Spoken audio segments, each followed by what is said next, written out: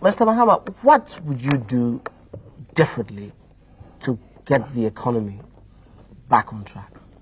Well, before I begin to talk about that, I was just going to chip in, what I think Nana and Co will do if.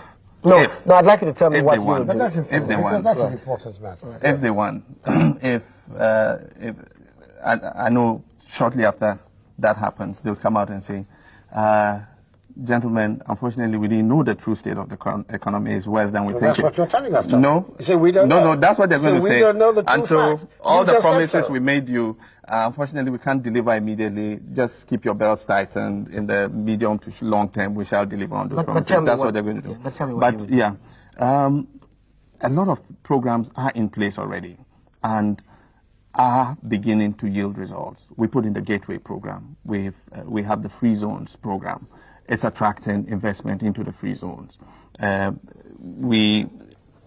Recently we cut the sod to set up a new cocoa processing plant that will process 60,000 tons of cocoa and increase the amount of cocoa that we're processing from about 20% to close to 35%.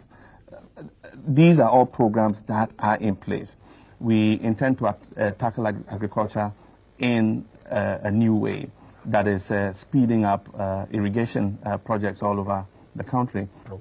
First of all, I mean, it's refreshing to hear that, the communicators of the regime now telling us that they're aware that the path that they have been on before wasn't satisfactory, and that it is now necessary to move. That. That's exactly what I said we've had those programs in place That's already. what I understand. 20 years, which is virtually the period that the PNDC, NDC has been in power, is virtually 20 years.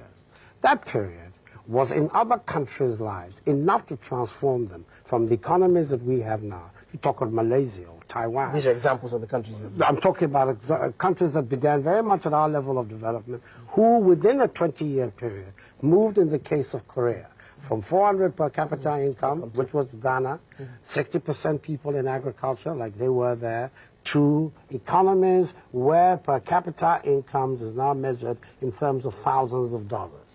Dramatic transformation of their lives, the lives of the Malaysians who today we're seeking to emulate. How have they done it? They did it with one fundamental premise. You cannot develop your economy unless you give the producers, whether of agricultural products, whether of industrial products, of services, confidence in their ability to work, take their reward, pay their taxes, and get on with their lives. All right, and you can watch the full version of that interview this Saturday on Hot Issues.